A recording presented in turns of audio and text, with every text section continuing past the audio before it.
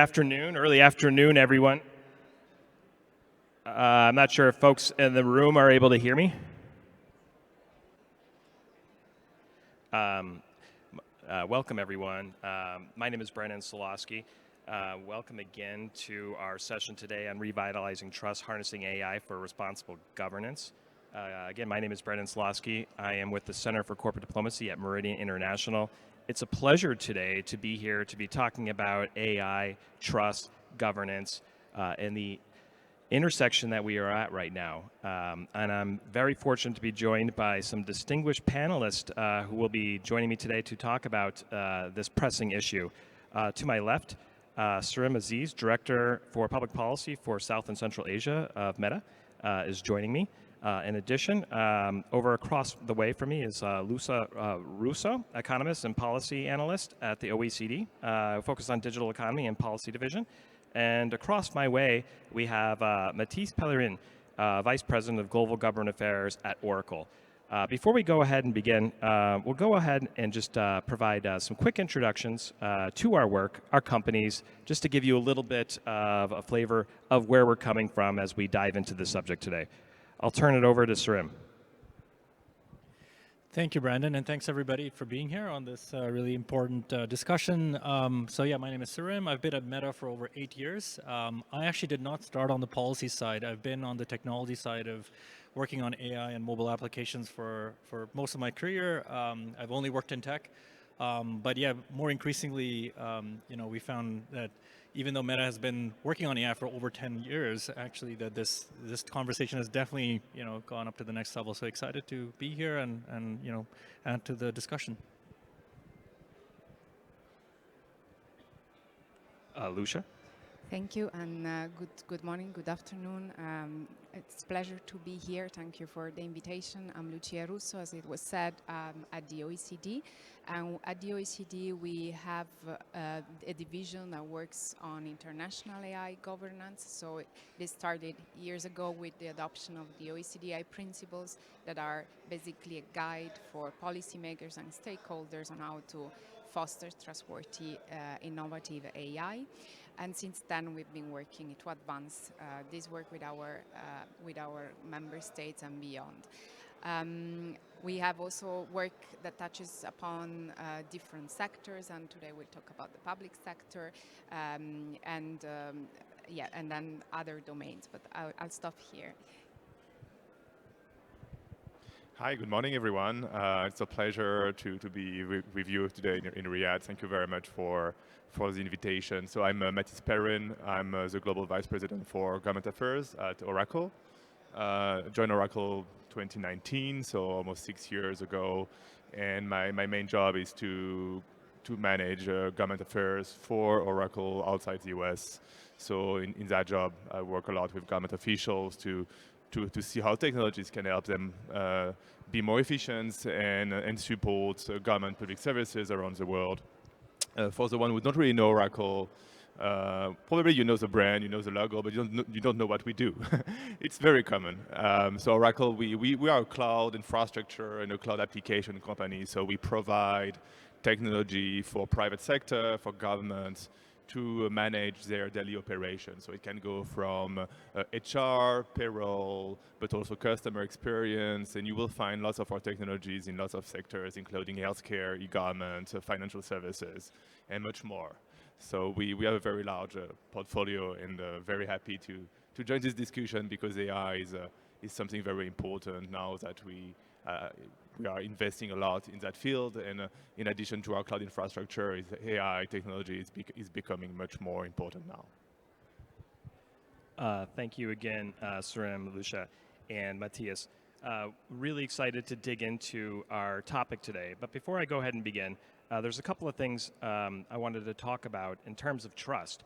I work at the Center for Corporate Diplomacy at Meridian International. At the Center for Corporate Diplomacy, we are trying to provide the private sector with the experience, the tools, and the insights to navigate geopolitical issues, to understand matters related to trade, over-the-horizon policy matters that impact business.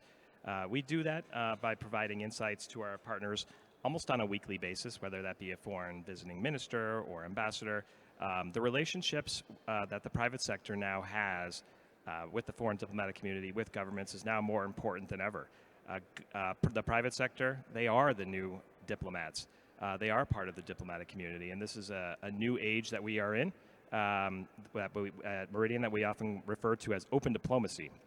One of the reasons this is so pertinent right now as well is when it comes to trust. One of the things I wanted to highlight, and I don't know if anyone ever follows the Global Advisory Edelman Trust Barometer Index. So Edelman, a public relations advisory firm, every year puts out a trust barometer index.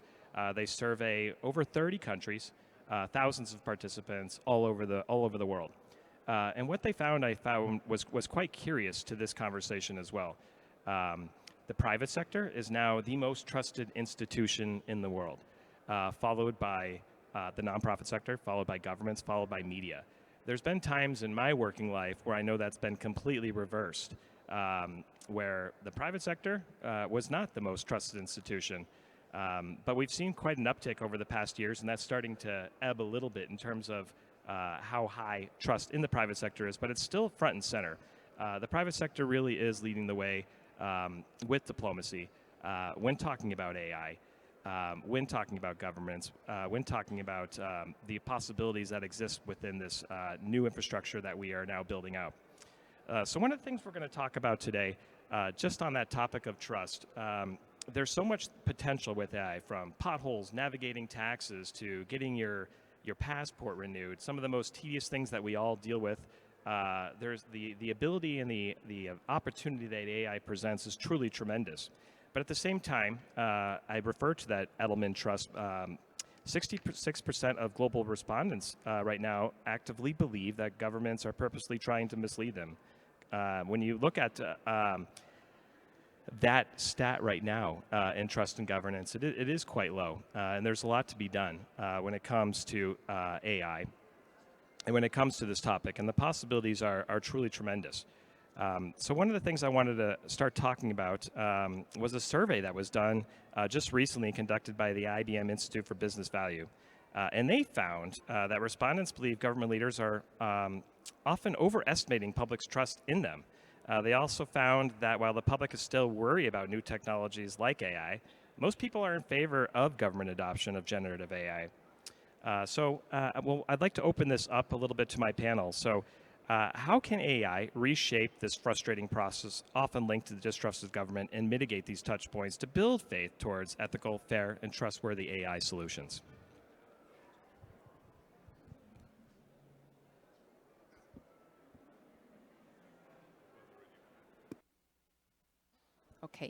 Okay, thank you. I can start with that. And as I mentioned, we have at the OECD the Public Government Directorate that is doing tremendous work in this field. And I believe that if used correctly, AI can indeed strengthen trust in the public sector. If you look at the components for government that are influencing trust, citizens' trust, these include, for instance, responsiveness and reliability. So where can we have AI improve those two government components? So if you look at reliability, as you were mentioning, there are a number of tasks that can be done with AI, for instance, enhancing internal efficiency of processes, so speeding up routine processes and freeing up work of civil servants for tasks that are more useful to the citizens, but also improving the effectiveness of policy making, for instance, by understanding through large amounts of data what the user needs are. And then when it comes to responsiveness, also being able to anticipating societal trends and user needs. So there is this report that was recently issued, and it's called Governing with AI, Are We Ready? And there are interesting statistics about how OECD countries have been using AI for these three key tasks that I just described. And we found that 70% of OECD countries used AI to enhance efficiency in internal operation. 67% to improve responsiveness of services, but only 30% to enhance effectiveness of public policy. So we see that this trend is ongoing, but of course it's still not fully at scale. So here an important consideration is, of course, that the public sector has also a huge responsibility of implementing AI in a way that is accountable, transparent, and ultimately trustworthy for their citizens, and especially to minimize harms when it comes to special areas that, like immigration law or law enforcement, or even welfare benefits or fraud prevention. So here I would recall, as I mentioned, the OECD principles that really define what key values should be embedded in any deployment and development of AI, and I mentioned some of them: transparency, accountability, fairness, respect of privacy. And I'll just end also with a final note on how public sector should build the enablers, so the skills, the infrastructure, and data for trustworthy innovation to actually flourish. Thank you so much. Matisse? Yeah, I mean, if I can add a comment, I think I fully agree that education is very important. And if you want to promote trust in technology, especially on AI, you really need to make sure people really understand what is the technology and understand what is AI, how is it built, and how the data is managed. And that's probably the first pillar of building trust. As a tech company, of course, our role is to support that, and we are working a lot with our customers to provide them some digital trainings and some specific sessions to help them understand how AI is used in our solutions and how AI is built, how we can fight bias on AI, how you can manage your data and make sure your data are safe, because you don't use an AI tool the same way if it's managed, if it's ChatGPT or if it's a government AI tool. It's not the same way, it's not built the same way, on the same technology. Another angle is, of course, transparency and explaining how our AI solutions are built, which of course will improve confidence in this technology.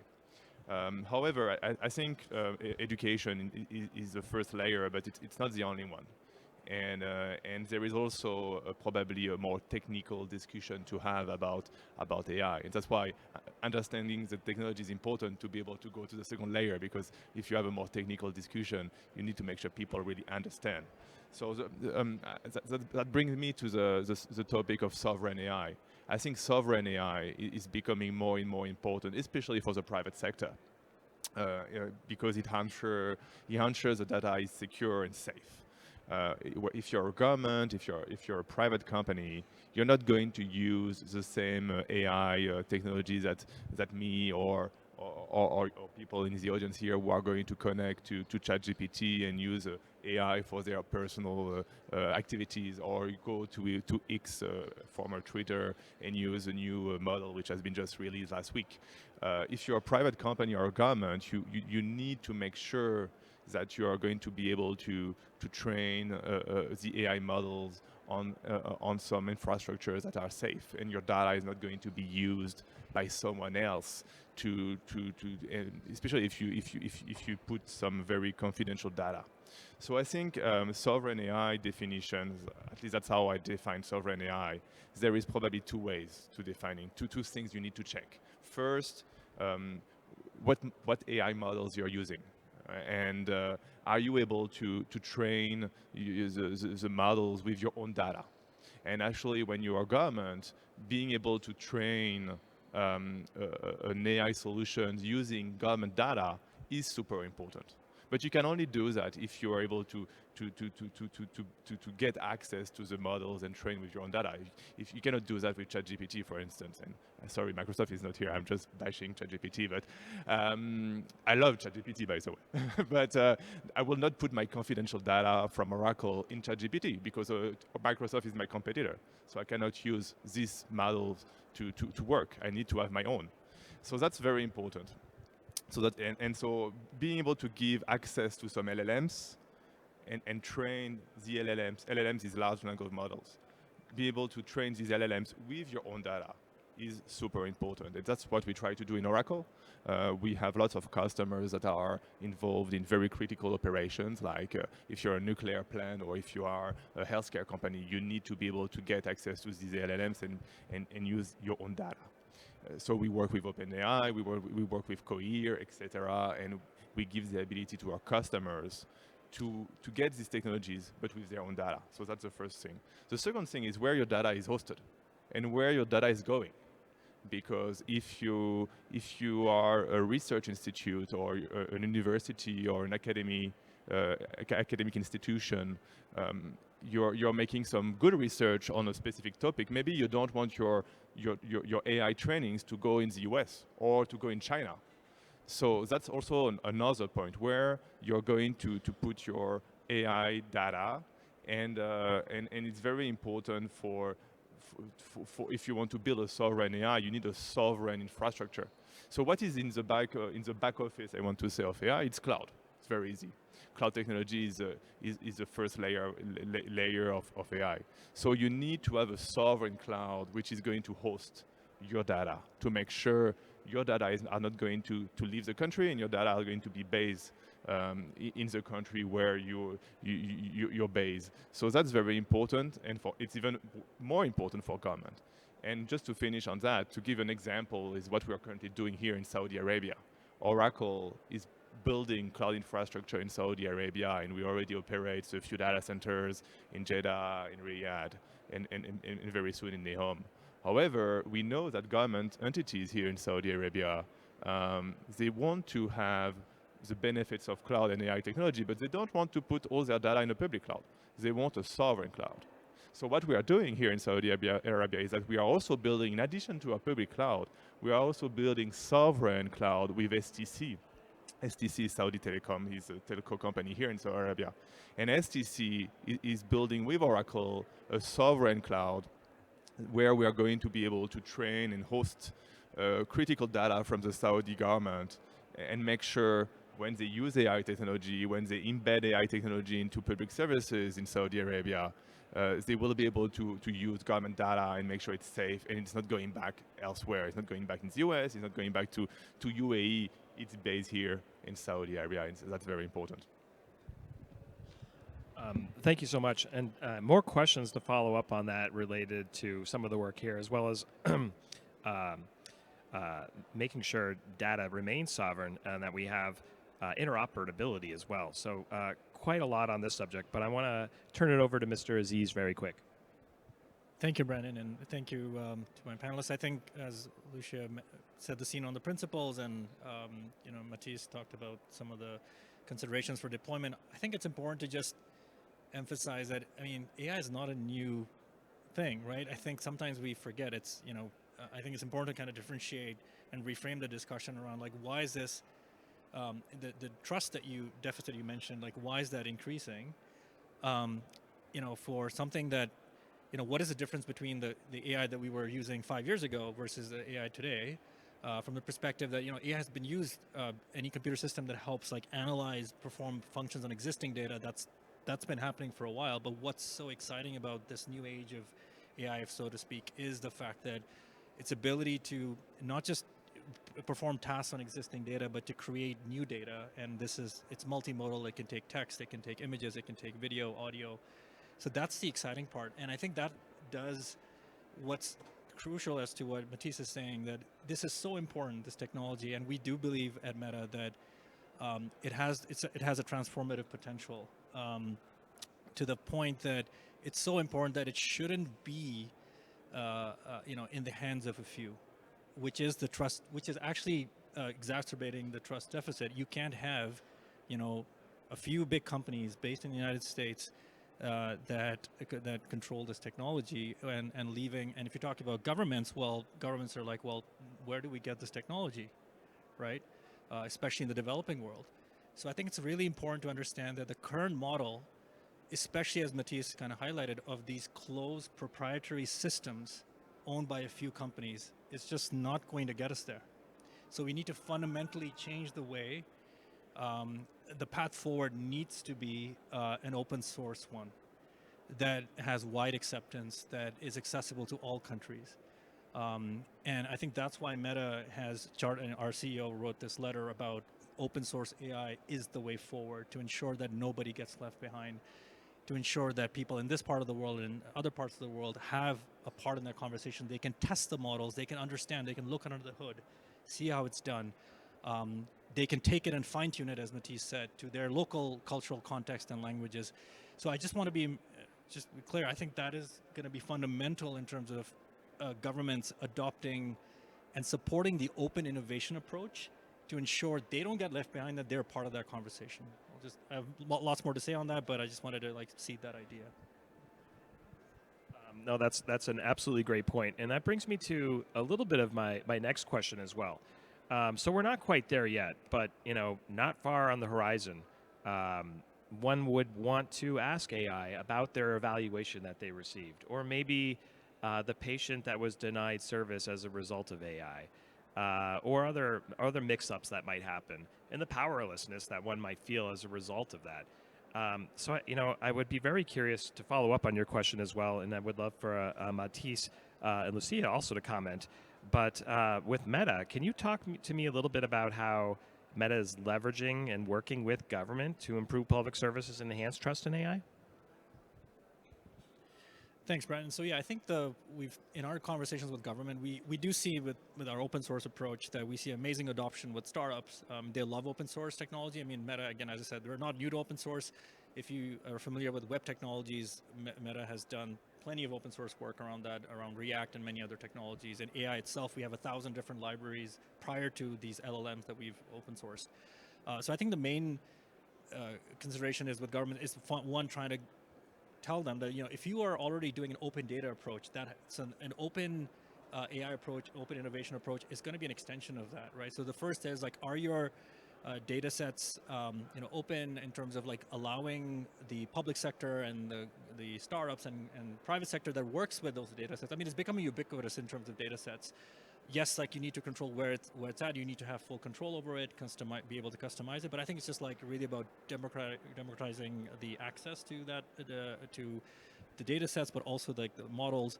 And it's about telling them that there's this conception that open source is not safe or secure, and that's actually absolutely not true. In fact, the cybersecurity industry will tell you, including the DoD, that it's not helpful when in the cybersecurity space when signals and data are not shared. In fact, you have to share it with the third parties to ensure that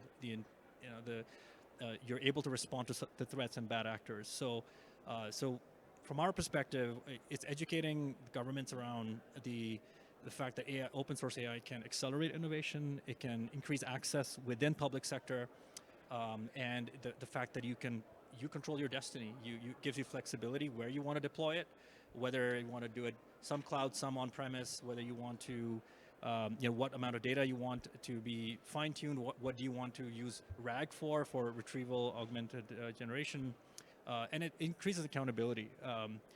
And so there's just been this concept that you need to go with a proprietary approach and to hold people accountable. Actually, governments can have more control and customization with an open source approach. And so that's been the discussion, and a lot of it has been being able to prototype, and we have plenty of great examples from France where actually it's used by parliamentarians to they've used our Llama model to make it simple, legal documents and legislations more simpler for other agencies to understand. So they use Llama already, it's deployed.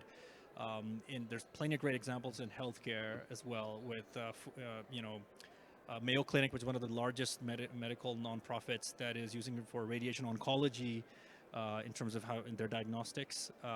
Huge potential there. For education, public sector, we've seen in places in Africa, Fundamate is using WhatsApp to as a study assistant. So amazing things you can do with that. And so I think governments, there's an opportunity for more public-private partnership there to see what private sector has done. As you mentioned, they're already pushing the boundaries. If they had the support of the public from the government, I think we could do amazing work in the public sector. That's been our focus at Meta. Thank you. Matisse? Yeah, I mean, AI is a top priority for government, as you said, and but we need to be realistic. Unfortunately, government are still lagging behind the private sector in terms of AI adoptions, and lots of stuff have been done in the private sector, but government are, for most of them, still running on very old technology. If we look at what they are doing, lots of governments have like technology from the 90s or from the years 2000. So. They are not very user-friendly, they are very expensive to maintain operational, they are even not very secure. So there is lots of work to do, but I think there is a good understanding now from world leaders and government officials that they need to modernize their public services, their public administration, to bring the best tool in country to support economic growth, to support better jobs, that also improve the quality of the public services. So lots of governments right now are making huge investment to bring these new technologies. Cloud and AI are the two first priority. One of the big difference between private sector and the government is that the government is sitting on a huge amount of data. I mean, it's a gold mine. A government have plenty of data, and usually they don't really know how to use this data because all the ministries usually work in silos. You have the health ministry, they have their own data, they don't connect with the finance ministry, or they don't connect with home affairs.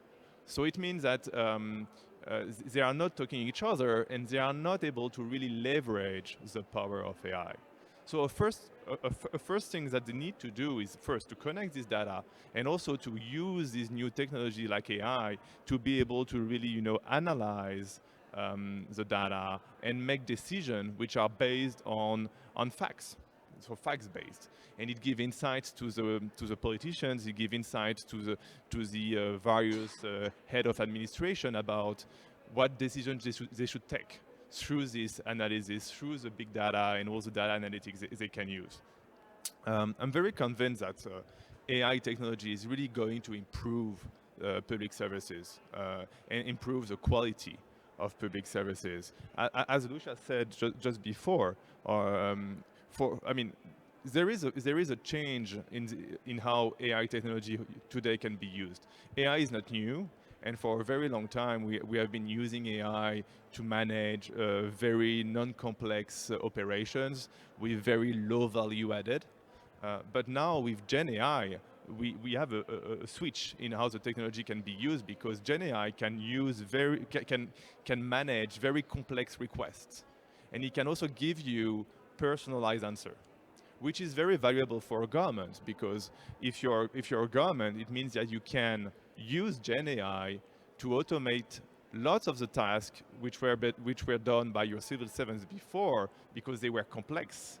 And now you can make them autonomous, or at least you can reduce the time you need to really manage and operate them on a daily basis. So AI will for sure make government more efficient. For instance, to give you a few examples, you can use AI to manage a relationship with your citizens. Instead of having to send an email to a public administration to ask some question. I don't know if some people in the audience have already tried to send a request to your tax authority, for instance. You want to know if you're subject to this regulation, or if you need to submit this revenue. It may take 2 months to get an answer from the tax authorities. If you're able to embed an AI chatbot which is connected to your tax regulation so the data set of your tax regulation, but it's also connected to the revenue from the finance ministry, which are declared by your employer. Well, the chatbot can, in a few seconds, give you the answer about your request. And so you went from 2 months to a few seconds, and you have the same exact answer. So faster service. Second thing is also trying to better optimize public expenditure. Through AI tools, you can drastically, detect tax fraud. You can identify you can also better calculate social benefits. So in Europe, for instance, we are working with a lot of governments to use AI to make sure social benefits are correctly calculated. And it can save you billions of euros every year, because in lots of countries, sometimes social benefits are not very well calculated. It's not optimized because you don't. The social ministry is not talking with the other ministries, and we don't really know how much revenue you have. So we give you some money, but at the end, you were not supposed to get the money. So that's another way, and also. There is plenty of use cases. So at Oracle, what we try to do, we try to make AI easy to adopt. And that's and how we make that happening is that we try to embed directly AI technology into our own applications to make sure it's easy to use and easy to implement when you're a government. But it also applies for the private sector, by the way. Another important point about AI is like when you use AI, you need to use the good data. If you don't use the good data when you train your models, probably the answers are not going to be very good. I'm going back to my first example about ChatGPT, but ChatGPT is very good if you ask ChatGPT to draft some content or to draft a keynote or a briefing document, because it's based on lots of public data which are available on the internet. However, if I ask ChatGPT to give me a specific answer about a healthcare situation or about a tax regulation, probably it will not be able to give me a very relevant answer. So contextualization of data is very important. And for government, it means that you need to bring specific data sets which are coming from your own industry to train your model and make sure it brings relevant answer to your citizens. You mentioned passport renewal just before, and I think it's a very good example because how we can use AI for passport renewal. Well, it's very easy. You can have a solutions that is going to be put on the website of the government. This AI-generated chatbot is going to be connected with various databases from the government. And so it's going to help you prepare your passport applications. Because usually when you need to do passport application, you need to gather lots of various documents which are coming. I mean, you need a birth certificate, you need justification of your address, you need your former documents, you need lots of various stuff. So this AI technology is going to be able to gather all these documents for you, connecting with the various ministries' data sets. It's going also to generate automatically the form you need to prepare. It will give you. It's going to give you the next meeting available in the agenda, and also when you're going to arrive for the meeting, the civil officer who is going to review your application. For him, it will be much easier because he will know that probably the AI won't have done some human error. So the application will be correctly filled in, the documents will be correct, you won't miss any document because the AI will give you all the documents automatically.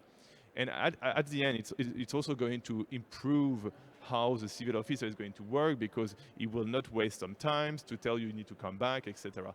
So that's a very small example about how we can use AI and why it generates very good benefits in terms of productivity, efficiency, and cost saving for the government. But just to finish on that, I think AI for the public sector is growing, but it's still very new, and I think governments are still a bit cautious about using AI, but it's clearly accelerating.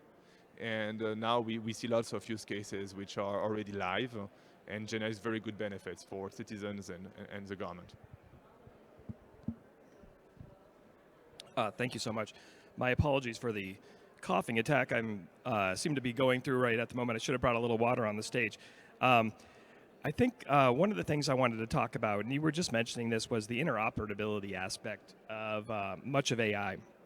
And there's been a proliferation in this past year on new regulations, policies, laws, attempting to regulate AI, to position various countries, even regions, for the future, to position themselves for this new sector. Now, it's been a full year since the EU announced the world's first major AI regulation, the EU AI Act. Been following this, and I'm quite intrigued to hear some of all of your thoughts, and specifically, as governments around the world draw on the EU's regulatory approach as AI, as they shape their own AI policies, what maybe lessons might they want to start taking into consideration, or any thoughts or observations on any of these new laws or regulations? Maybe I'll go first. Yes, you're totally right. We are seeing many policies and regulations emerging, and of course, the UI Act is one may say, the pioneering regulatory approach in that it establishes this comprehensive, overarching legislation across sectors that aims at regulating AI systems that enter the EU market. But we are seeing, likewise, the EU, we are seeing some regulatory frameworks emerging, for instance, in Canada and Brazil, that also follow a similar risk-based or impact-based approach, though these proposals are still being discussed before parliaments. And then, on the other hand, we also see different approaches, such as those taken by the US, you mentioned, but also the United Kingdom or Israel, where instead of going with a cross-sectoral approach, you'd rather see principles defined and then regulations to be defined more at the sector level. And this is clearly an approach that so far the UK has taken, Israel, and in the US we have seen the executive order that has some components of risk management and safety in critical infrastructures, but still relies mostly on standards and then voluntary commitments. So I think this space is really evolving quite fast, and what concerns mostly the OECD, being an international organization working on consensus building and facilitating interactions across jurisdictions, is that, of course, this can lead to regulatory fragmentation, which in turn leads to higher compliance costs for enterprises operating across borders. So our mandate is really to establish interoperability across these various regulatory frameworks, and we do that at the very basic, for instance, trying with the definition of AI system, which in fact has been adopted by the UI Act, by the Convention of the Council of Europe, but also by the NIS framework. So having the same definition allows these frameworks to talk to each other because they talk about the same thing, but also we are mapping risk management frameworks to establish what are the commonalities, and so through responsible business conduct, allowing companies to see what compliance mechanism they need to ensure to trade across borders. I'll just perhaps mention three things that you said, what countries should look at when they look at the UI Act. I think, of course, it's prerogative of countries to establish frameworks according to their technological ecosystems, their priorities, their societal values. I think the key elements from the UI Act would be really the importance of creating regulatory frameworks that are risk-based according to the level of risk of the systems, and so proportionate in terms of the requirements, accountability for deployers and developers, and then also establishing the robust testing and certification systems across the life cycle. And perhaps just to conclude on the risk-based approach, I think that should also be based on evidence, and that's why at the OECD we also built an incident reporting framework, the AIM is called, and the purpose is really to see where risks actually materialize, because we talk a lot about risk in abstract, but then where is that they caused the most harm, and on that basis this should be able to adapt alongside technological innovation. Thank you. I think just to add on to what Lucia said, from an Asia Pacific perspective, I think it was exactly a year ago at the last IGF in Japan, where the G7 Hiroshima process was announced, which is actually consistent with a lot of the sort of OECD AI principles. So I think from what we've seen is most countries in Asia Pacific are not following the EU model. I think they have followed more of the G7 OECD kind of more principle-based approach on making sure, because I think they all understand this is new technology, right? It's evolving so quickly, and by the time you regulate it, it would have already evolved perhaps. And so I think there are great examples, including the UK example, where we worked. There is a need for having harmonized and having like AI safety institutes around the world. I mean, there's a network that's been a great initiative, and I think if we can harmonize on that, and I think we've seen great output of those kinds of collaboration of civil society, industry, academia, industry coming together to assess risks. And with the UK ASI, because of that collaboration, they were able to launch something called Inspect, which basically is an open source software library to almost a year ago. It assesses for risks like cyber, chem, bio, and other kinds of safety risks. So I do think there's lots of great work going on. It's still early, but I do see that collaboration is the key here, not necessarily regulation to something that's still evolving.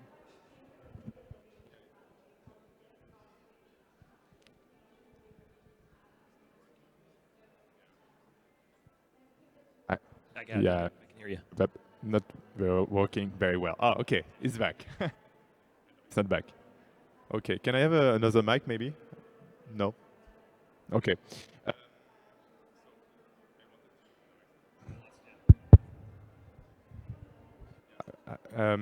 Maybe just to comment quickly. One is about harmonization. I think that's for private sector very, very important. Without going into details of. Thank you. Okay, that's funny. Without going into details about the AI testing for the private sector, it's very important to have an harmonization, and we don't want to, at least we should not see various different framework defined everywhere, one in Europe, one in Asia, one in South America. I know in South America right now there is a lot of work in Brazil and a few other countries about AI, and they are all wondering what we should do in AI. Well, I think for us it would be very complicated if we have a fragmented regulation around the world about how we use AI. So that's the first one, and I really think governments and officials working on that should really consider trying to harmonize the rules. The second point is innovation and adoption. We talk about adoption at the beginning of the panel. We should not make sure we should be careful about not reducing the trust about these technologies, because these regulations are great, and I'm not saying it's a bad thing, but in the global opinion, sometimes there is some misunderstanding about this technology, and it's not helping adoption because people think it might be dangerous or think their data are not safe. And sometimes these regulatory and policy discussion generate some mistrust about technology. And in the EU, it's not only about AI, but if you look about cloud and all the debates around data sovereignty, unfortunately, it has slowed down drastically cloud adoption, because companies, governments are worried about cloud because maybe there is a risk about their data. While we know from a technical perspective, usually it's very safe to go to the cloud, because cloud companies are cyber experts, and they are putting billions of dollars every year to secure their infrastructure. So usually when you're in the cloud, your data is safer. But there is a misunderstanding about it, and there is some, in the global opinion, in the population, a sort of worry about data sovereignty. And adoption is very slow because of that. I was in Singapore a few days ago, and I went through the customs, and I was super impressed about their ability to use AI in the airport. Now you don't need to, in the custom, you don't need to go to take your passports. They recognize you automatically with face recognitions. When you arrive at the boarding gate, you don't need to have a boarding pass, because they have embedded AI facial recognition into their process. And now people are just going through the boarding gate, and they recognize you. They know you're on seat 03B, and that's fine. You can go in the plane. You will never see that in Europe, because of GDPR, because of all the rules. It's not possible. So we need to find a compromise between data privacy, but also innovation, because innovation is important, and it's also through these new technologies and through these innovations that we can make government more efficient and easier for people. That's a great point. And ironically, very likely a European company that is handling a lot of what you were just talking about, Ademia.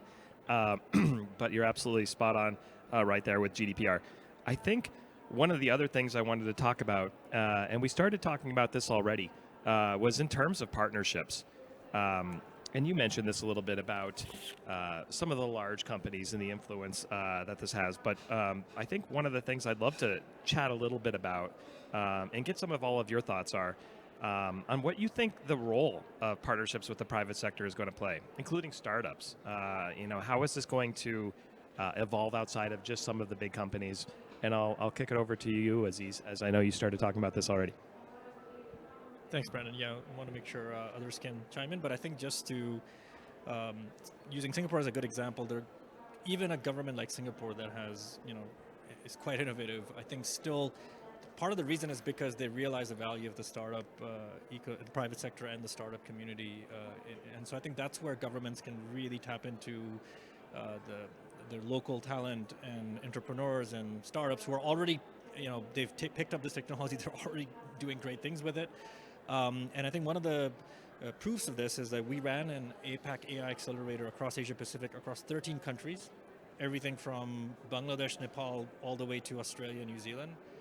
And we were blown away by, and this is just the power of open source, how these startups and nonprofits were using our technology. And this is one of the both blessings and challenges with open source is you don't know you don't know how it's being used, because it could be used in incredible ways. And it's only because when we did this competition that we found that, oh my gosh, that the New Zealand NetSafe organization, which is a organization that's takes care of online harms and safety, is using our model to basically streamline complaints that they're getting from the community around just content, and they're empowered by the government to basically send information to digital platforms, not just Meta but others. So it was amazing to see that in every sector, healthcare, in manufacturing in Japan, there was uses of AI. And what we did was we did this regional accelerator, and locally we ran local competitions in these countries, and we brought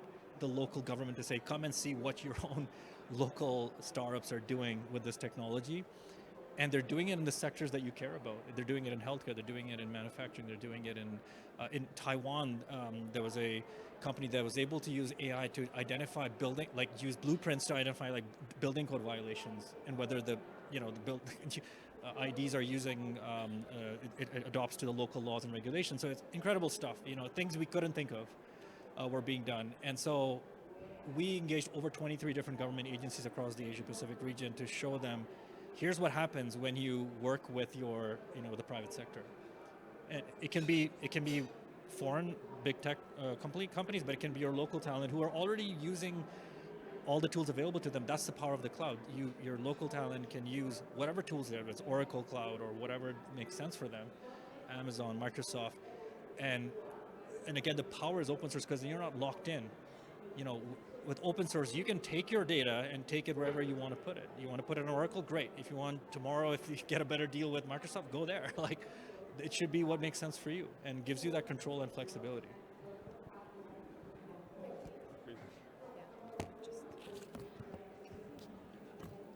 Maybe I'll just bring in some perspective from Egypt. We've been working with Egypt for analyzing their AI strategy, and they have a very nice example of public-private partnership in that they built this applied innovation center, which model works as a tripartite model, where you have the Ministry of Innovation and then the ministry that could be health or agriculture or the judicial system, and then you have the private sector. And the idea is that this domain ministry comes in with the need, and the Ministry of Innovation helps in gathering the technological solution together with private companies that help develop and scale the solution. And so this is proved very effective, for instance, in developing solutions for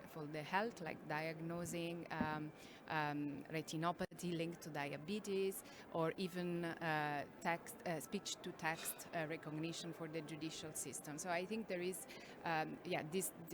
this benefit of having the private sector as providers, and also knowledge transfer, also in settings where, of course, technological innovation may be lagging because of the ecosystem itself. Yeah, I think government can really learn from the private sector because there is lots of technologies and solutions which have already been implemented in the private sector that can easily be replicated in the government. If you look at what, if I take the Oracle example, what we are doing for private companies to run their HR, their payroll, their procurement, a lot of these applications can easily be implemented in the Ministry of Finance to run your public procurement system, your public contract, the payment of your civil servants, etc., etc. So there is a lot of applications that the government can use to really leverage the power of cloud and AI.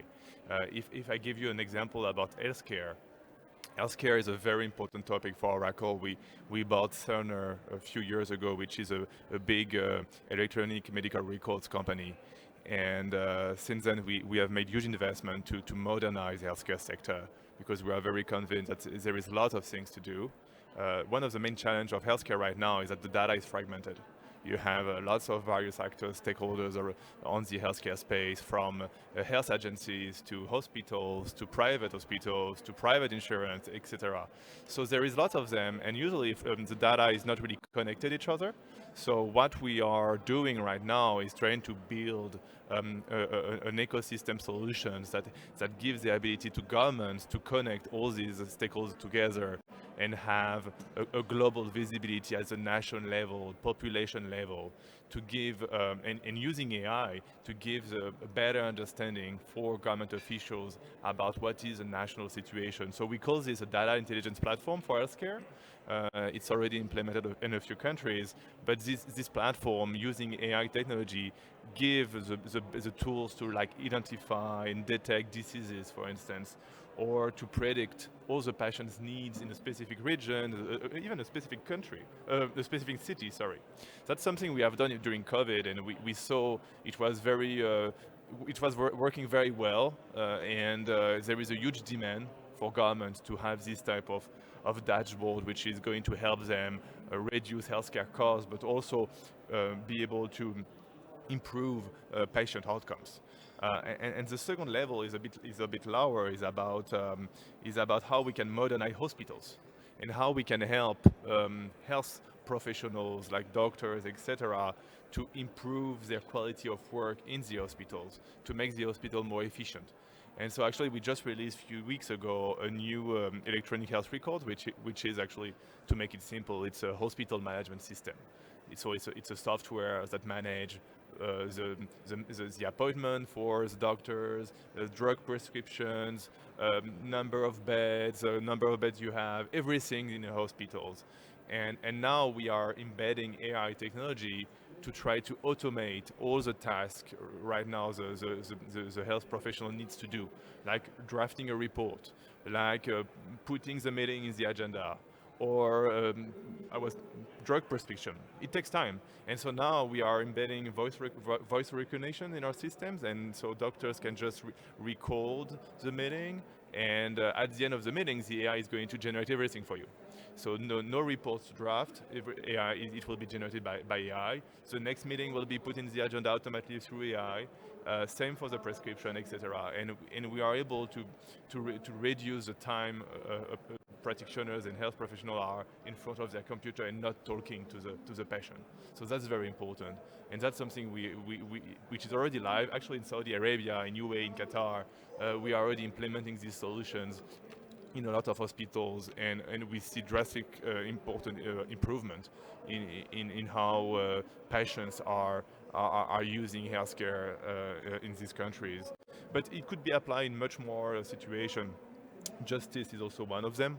Lots of AI application in the justice sector to analyze evidence, to schedule cases, to predict a potential outcome of a legal courses, legal cases, sorry. So there is lots of way to use that. Agriculture is very important, and we have some good cases in Africa, with some, or even in Philippines, where we use an agricultural solutions to help governments to monitor crops, to monitor the climate, to be able to anticipate climate change or some issues in the crop or stuff like that. Or even public safety. Public safety is the one maybe people know the better, because when you are a police authority or you are an emergency authority, you can use AI for emergency response, or for video screening, etc. So there is lots of use cases.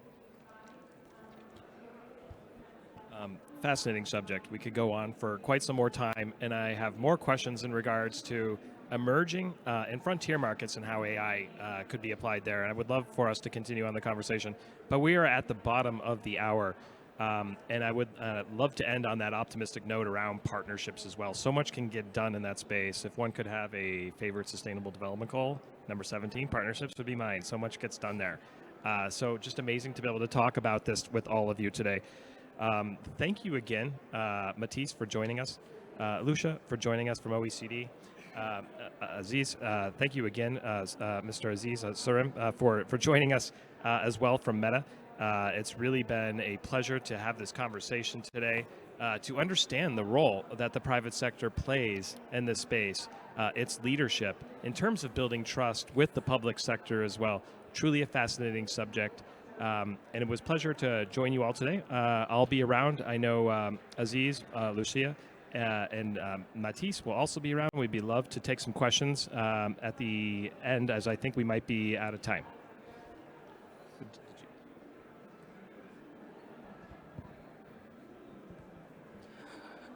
Yeah, thank you very much. It's my pleasure to be here. My name is Anil Pura. I'm from Nepal. And in terms of implementation of AI, there are a lot of challenges. The one of the most prevailing challenge is a trust issue in terms of sharing the data by the government and public partnership. So how to overcome that, and are there any good examples you would like to share with us? Thank you. Well, quickly about trust in data management for governments. I think we mentioned this a little bit about building sovereign infrastructure. A few examples, about close to here, we work with the government of Oman, for instance. We have built sovereign infrastructure based in Oman because Oracle was not operating any cloud infrastructure in Oman. But the government wanted to use our technology. They wanted to use our technology to modernize their governments, to modernize their public services, and use AI. And so what we have done is that we have built a cloud for them, which is a dedicated infrastructure. It's built under the control of the Omani government with their own security, their own standards, certification, etc. So there is some solutions, as you say. And for me, the infrastructure, cloud infrastructure layer is probably one of the most important one to check when you want to really protect your data.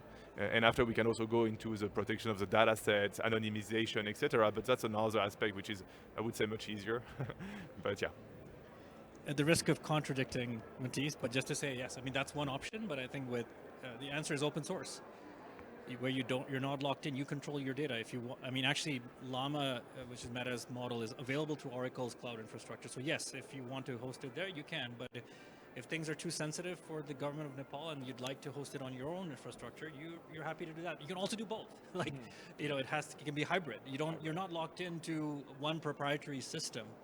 And I think open source is the answer to give you maximum control, maximum sovereignty, whether it's cloud or on-prem, and basically you control your data. No one else does. And so open source is a solution for governments to look at. In fact, many governments are using it. They don't have to tell us that they're using it.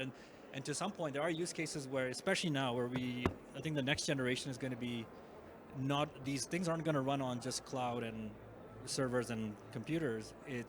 We're seeing edge devices. There are more mobile devices in the world and sensors in places that may not even have good connections. And So you need AI to run on those edge devices, and open source models now are getting so small that you can actually deploy it on your phone or on an edge, on a small devices, on edge devices as well. So lots of interesting use cases that could come out of that. Right. Well, I know we're at the bottom of the hour and our time has come to a conclusion. But thank you again for the great question. And I'm sure our panelists would love to stick around and field a few more questions if anyone else in the audience would like to speak with us. Again, thank you again for joining today. To everyone online and everyone in the room, truly a pleasure. Such a fascinating topic. Matisse, Lucia, Aziz, thank you again.